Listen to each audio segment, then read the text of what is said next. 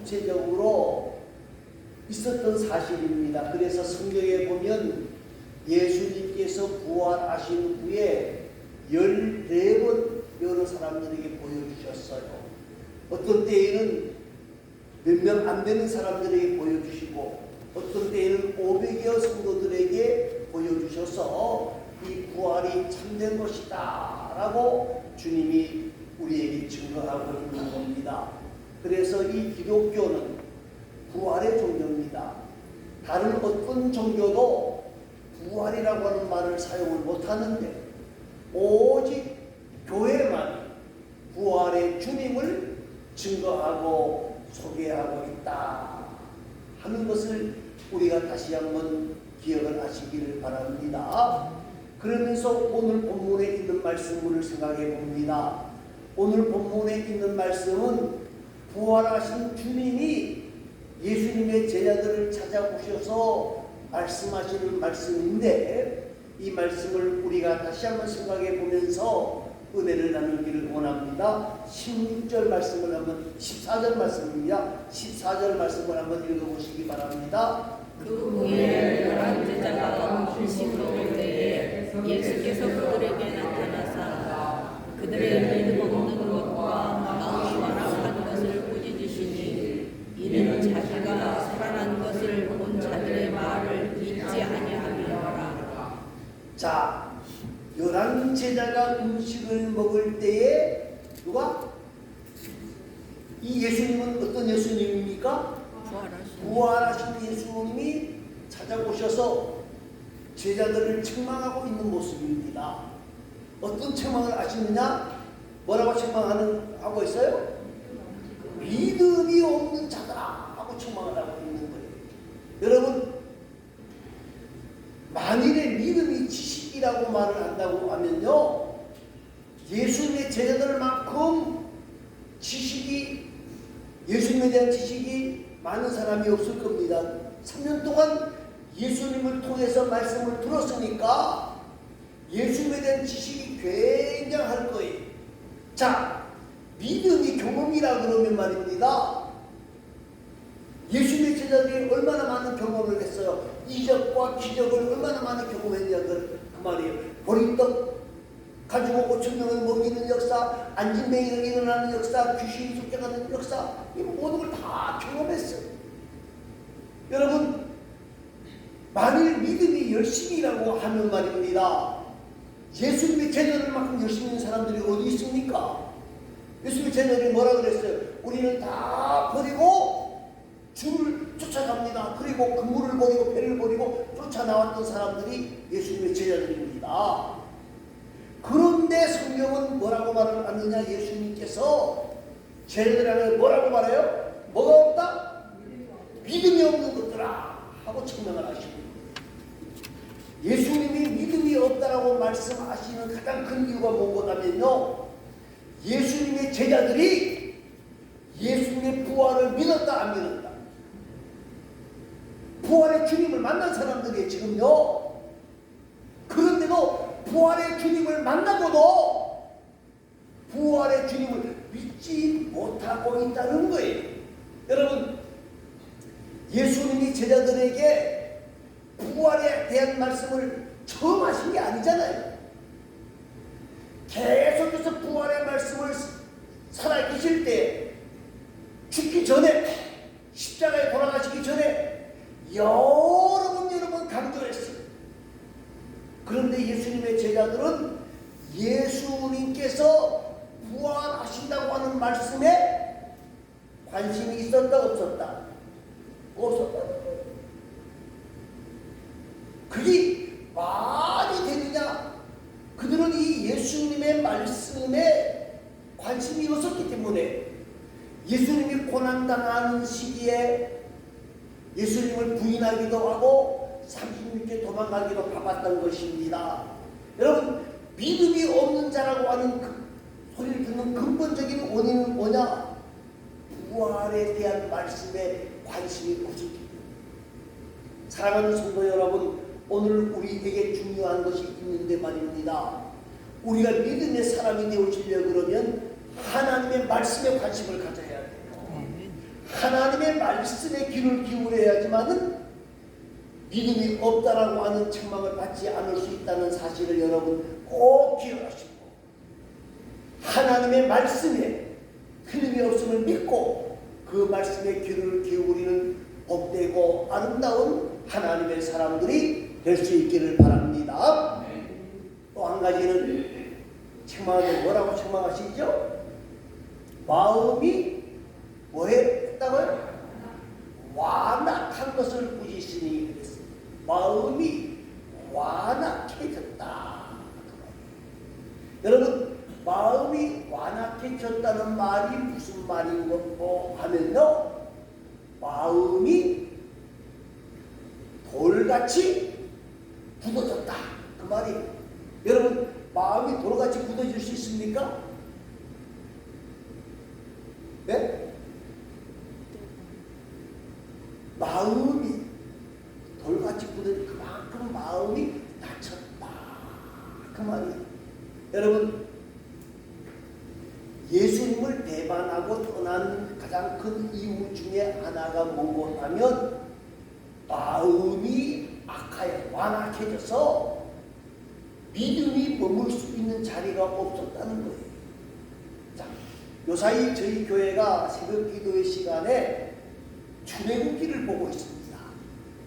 출애굽기를 보면요, 이 완악이라는 말이 굉장히 많이 나옵니다. 바로의 마음을 완악하게 하셨다. 이 바로가 이스라엘 백성들이 출애굽을 한다고 그러니까 된다 안 된다? 안 된다는 거예요. 왜 안 된다? 60만 명의 종들이 사라지는데 그걸 좋아할 왕이 어디 있겠어요? 그런데 하나님께서 이스라엘 백성들에게 재앙을 내리셔요. 10가지 재앙을 내리신단 말입니다. 그런데 그 재앙이 어마어마한 재앙이잖아요.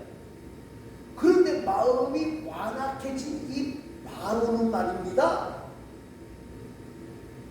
이 백성을 보내라. 보내지 아니하면 내가 이런 재앙을 내리리라. 그때만 잠깐 마음이 변했다가는 다시는 또 완악해서 이 일꾼들을 보내면 어떻게 알고, 그리고 마음이 완악해져. 그래서 마지막 10번째 재앙이 우리가 잘 아는 장자가 죽는 그러한 재앙이잖아. 장자들이 다 죽었어. 그제서야 빨리가 그리고 내쫓았단 말입니다. 자, 그런데 이제 장례를 다 치르고 나니까 다시금 이 바로의 마음이 완악해집니다. 어떻게 해야 된다? 저놈들을 쫓아가서 죽여버려야 되겠다. 자, 그런데요, 거기까지는 이해는 할 수 있어요. 자, 이스라엘 백성들이 홍해를 건너기 시작합니다. 여러분, 바다가 쫙 갈라져서 거기를 육지같이 지나간단 말입니다. 그러면 쫓아오던 이 바로가 그 모습을 보고 어떻게 생각해야 될까요? 야, 하나님이 역사하시는구나, 하나님이 일하시는구나. 어떻게 돼요? 내가 하나님 말 안 듣다가 다 죽여버렸는데, 그리고 뒤돌아서야 돼요? 아니면 쫓아 들어가야 돼요?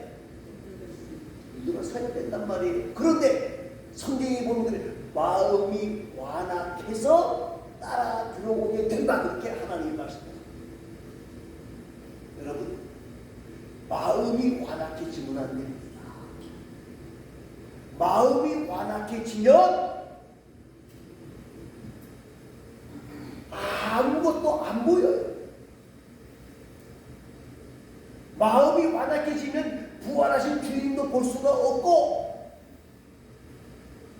마음이 완악해지면 내가 일할 수 있는, 이거 보이지 않아요. 뭐만 보이는 거라면요, 자기 신망을 보이는 거예요. 바로는 지금 이스라엘 백성들을 잡아 죽여야 되겠다, 이 생각만 보이는 거예요.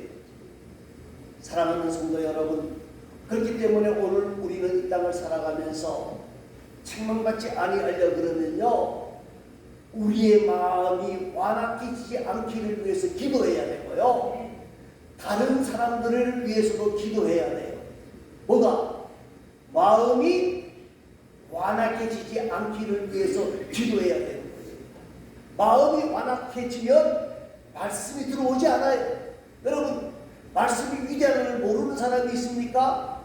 여러분, 기도하면 하나님이 응답한다고 하는 사실을 모르는 사람이 있습니까? 다 알아요. 왜 기도 안 할까요? 왜 말씀을 사랑하지 않을까요? 뭐하기 때문에? 마음이 완악해서 내 생각과 내 방법이 최고라고 생각하기 때문에 그래요. 사랑하는 성도 여러분, 오늘 예수님이 부활하셔서 제자들을 찾아오셔서 책망하는 모습을 우리가 보게 되어집니다. 여러분, 오늘 마음이 완악하게 되어지면요, 나밖에 생각을 못해요. 나만 생각한다는 거예요. 나의 자녀만 생각하고요, 나의 부모만 생각하고요, 나의 동네만 생각하고 나는 조금도 생각하지 않는 거예요. 여러분, 예수님의 제자들이 왜 부활에 대한 관심을 잊어버렸습니다. 가장 큰 이유가 무엇이냐면요, 가장 큰 이유는요, 자기들의 생명, 자기들의 이익 때문에 예수님을 모른다고 부인하고 도망가기 바빴던 거예요. 그리고 부활하신 주님을 만나고 난 뒤에도 뭐 때문에? 혹시라도 예수님이 십자가에 죽었는데 나도 붙잡혀서 뭐 할까봐? 죽을까봐 지금 꽁꽁 집 안에 들어앉아 있는 거예요. 여러분, 교회라고 하는 것은요, 교회라고 하는 것은 특권을 누리는 곳이 아닙니다. 밥그릇을 찾으려고 애쓰는 곳이 아닙니다. 교회는 말입니다, 과감하게 포기할 수 있는 곳이 있어야 되는 것이 교회 안에 있는 사람들입니다. 사랑하는 성도 여러분, 오늘 저와 여러분이 예수님의 그 본을 본받아서 모든 사람들을 섬기는 일에 더욱 힘쓰고 애쓰는 하나님의 사람들이 되어질 수 있기를 간절히 바랍니다. 자, 그러면 예수님께서 제자들을 책망하고 난 뒤에 하신 말씀이 15절입니다. 15절 말씀을 다 같이 읽습니다. 또 이르시되 너희는 온 천을 다니며 만민에게 복음을 전파하라. 간단해요. 그런데 간단하지만요, 이 말씀의 짧은 것에 비해서 이 안에 숨겨져 있는 진리는 너무너무 넘치는 거예요. 뭐라 그랬어요? 너희는 온 천하에 다니며 그랬어요. 온 천하라고 하는 말은 무슨 말입니까? 세상을 말하는 거예요. 예수님의 최후 명령이 뭐죠? 너희는 땅 끝까지 이르러 내 주인 되라는 말이 뭐예요? 예루살렘과 유다와 사마리아와 땅 끝까지 이르러, 그렇게 말씀하셨어요. 이 말은 무슨 말인 거냐면요, 복음을 전하는 것은 뭐예요? 모든 지역에 복음을 전해야 된다는 거예요. 사랑하는 성도 여러분, 지금 많은 분들이 교회가 쇠퇴하고 있다, 그 말 맞을 수 있어요. 그런데 가장 큰 문제가 뭡니까? 왜 교회가 쇠퇴합니까? 여러분, 지금 영국 교회라든지 독일 교회라든지 이쪽에 가면 교회들이 거의 문을 닫았어요. 뭐 500명, 5,000명 모이는 교회에 가보면 50명 앉아 있는데 그것도 다 노인들이라는 거예요. 어떻게 보면 우리 시골 농촌 교회와 같은 모습으로 있는 거예요. 그럼 어떻게 교회를 운영하느냐? 뭐로 운영할 것 같아요? 교회가 오래된 교회고 전통 있는 교회들이니까 관광객을 받아요. 그 관광객 가지고 받아가지고 보수하고 유지하고 있다는 거예요. 그런데 모든 교회가 다 그런 건 아니에요. 모든 교회가 다 그런 건 아니고 그 가운데서도 복음을 전파하는 일에 힘쓰고 애쓰는 교회는 뭐한다? 성장하고 있다는 거예요. 여러분 한국도 마찬가지예요. 한국도 마찬가지예요.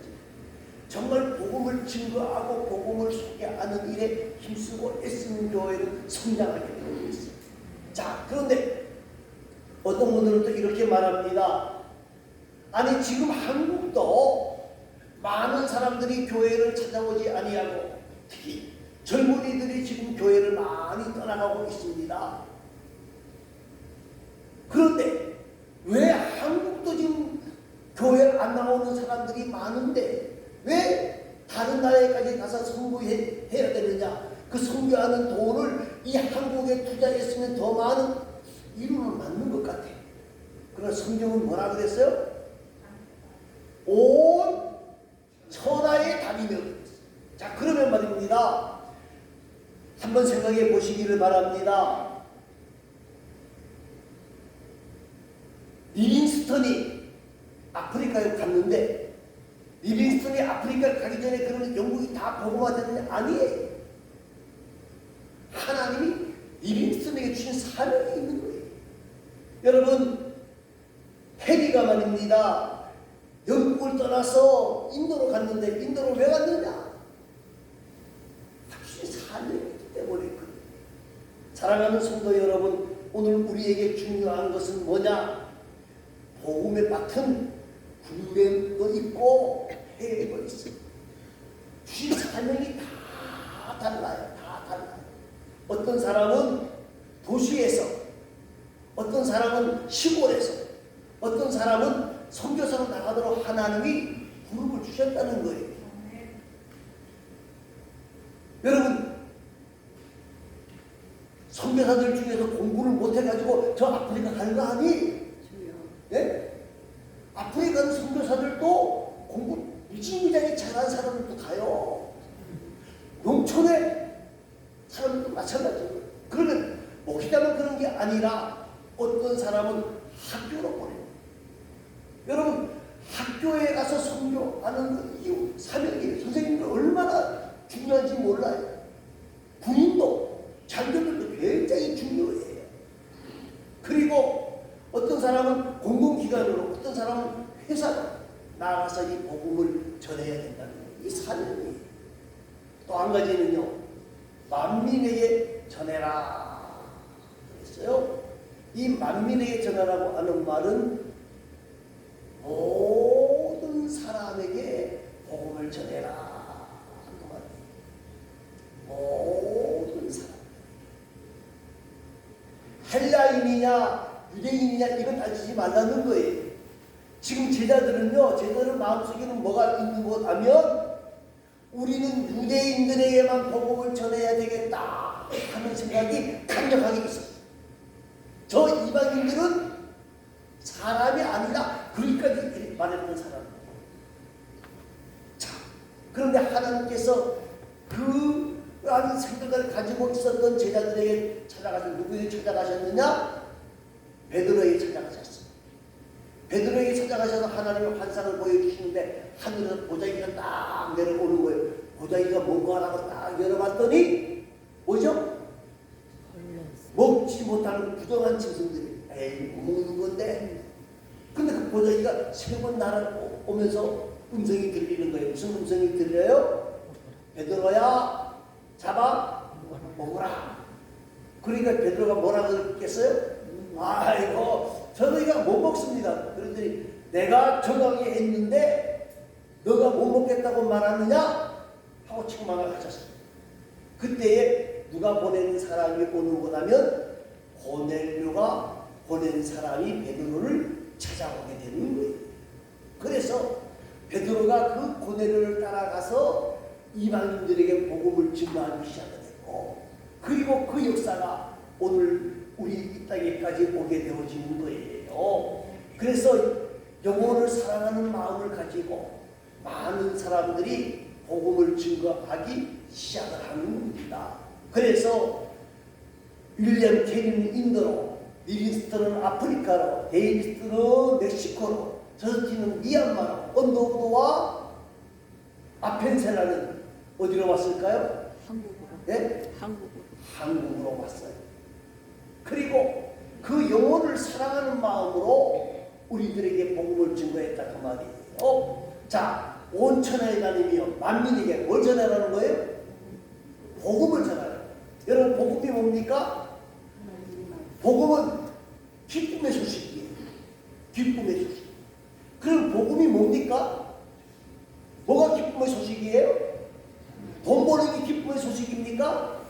영생. 그것도 기쁨의 소식이에요. 돈 벌어야 돼. 여러분, 장수하는 것도 기쁨의 소식이에요. 자녀들이 훌륭하게 되어지고 높은 지위에 올라가는 것도, 그것도 기쁨의 소식이에요. 그러나 가장 큰 기쁨의 소식이 뭡니까? 영생. 죽은 자가 살아나는 것만큼 큰 기쁨이 없다는 거예요. 복음은 뭐냐? 이 땅의 모든 사람들은 다 뭐다? 죄인이에요. 죄인. 그런데 한 번 죽는 것은 정하여진 것이요, 그 후에는 뭐가 있다? 심판이 있다. 우리 죄의 문제를 해결할 수 있는 사람은 아무도 없어요. 사망의 음침한 골짜기에서 헤매고 있는 우리들이 바로 우리들이라 그 말이에요. 그런데 우리 대신 누가? 예수님이 대신 십자가에 죽어주셔서 나의 허물과 죄를 깨끗하게 해 주시고 구원을 이루어 주셨다. 이것이 복음이에요. 사랑하는 성도 여러분, 오늘 저와 여러분이 예수님으로부터 이 음성을 들어야 돼요. 너희는 온 천하에 다니며 만민에게 뭐하라? 복음을 증거하라는 이 음성을 들어야 돼요. 여러분, 많은 사람들이 이렇게 말합니다. 아이고, 선교하고 복음 전하는 거 교회가 여유가 있어야지. 그 교회가 어려운데 무슨 복음이고 무슨 선교냐? 그렇게 말하는 사람도 있어요. 그는 제가 경험한 것이 있습니다. 그게 뭐보다면요, 교회가 복음을 증거하는 일에, 전도하는 일에, 선교하는 일에 힘쓰게 되어지면 하나님이 채워주시는 거예요. 그런데 사람의 머리로 그 돈이 너무 많이 나갑니다. 돈이 너무 많이 나갑니다 하고 계산을 하면요, 모자라요. 줄이기 시작하면 하나님이 엉뚱한 것으로 빠져나가게 하시더라고요. 제가 원정권 교회에서 한 달에 한 200만 원 가까이 나갔어요. 그러니까 한 몇 년을 하시더니 뭐라고, 그거 너무 많이 나갑니다 하고 나오기 시작하더라고요. 그러더니 줄여야 됩니다. 줄이니까 전체가 다 줄어요.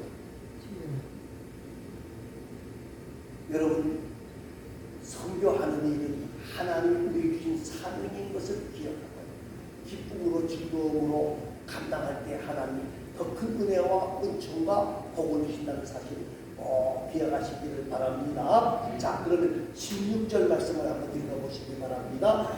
믿고 세례를 받는 사람은 구원을 얻을 것이요 믿지 않는 사람은 정죄를 받으리라. 자, 16절 말씀이 뭐예요? 믿고 세례를 받는 사람들은 다 구원을 얻지만 믿지 않는 사람들은 뭘 받는다? 정죄를 받게 되어 있다. 우리가 잘 아는 사도행전 4장 12절 말씀이 뭡니까? 다른 이름으로는 뭐요? 구원을 얻을 수 있다 없다? 없나니 천하 사람 중에 구원을 받을 만한 다른 이름을 주신 적이 우리에게 주신 일이 없다 있다? 없다는 거예요. 예수 말고는 구원 받을 방법이 없다는 거예요. 예수 믿어야만이 구원이지 다른 방법으로 구원 얻는 게 없다는 거예요. 자, 그러면 20절 말씀을 읽어봅니다. 20절입니다. 제자들이 나가 두루 전파할세 주께서 함께 역사하사 그 따르는 표적으로 말씀을 확실히 증언하시니라. 네, 예수님, 부활하신 예수님은요, 제자들을 찾아가서 이 믿음이 없는 녀석들아, 그리고 이 마음이 완악한 녀석들아 하고 책망을 하셨어요. 책망한 것으로 끝나는 것이 아니고 뭐라 그랬어요? 모든 지역을 찾아가서 만민에게 뭐요? 복음을 전파하라. 그렇게 말씀하시면서 이것을 믿는 자는 구원을 얻을 것이다. 믿지 아니하는 자는 구원을 만나지 못할 것이다. 이 말씀을 이제 제자들이 믿어지기 시작하는 거예요. 그래서 그때부터 제자들이 어떻게 해요? 나아가서 복음을 증거하기 시작합니다. 담대하게 복음을 증거합니다. 많은 사람들이 핍박하고 많은 사람들이 어려워도 내가 누구의 말을 들을 것이냐? 담대하게 죽음을 두려워하지 아니하고 순교하는 것을 두려워하지 아니하고 담대하게 복음을 증거해서 예루살렘 교회가 세워지고 안디옥 교회가 세워지고 그 복음이 우리 한국까지 오게 되어졌다는 사실을 여러분 기억하면서 부활하신 주님이 우리에게 부탁하시는 말씀이 무엇이냐면 만민에게 복음을 증거하라 하시는 이 말씀이 우리에게 주시는 말씀인 것을 기억하고 우리는 땅끝까지 이르러내 증인 되어지는 일에 더욱 열심과 최선을 다하는 복되고 아름다운 하나님의 사람들이 다 되어질 수 있기를 간절히 소망합니다. 기도하겠습니다.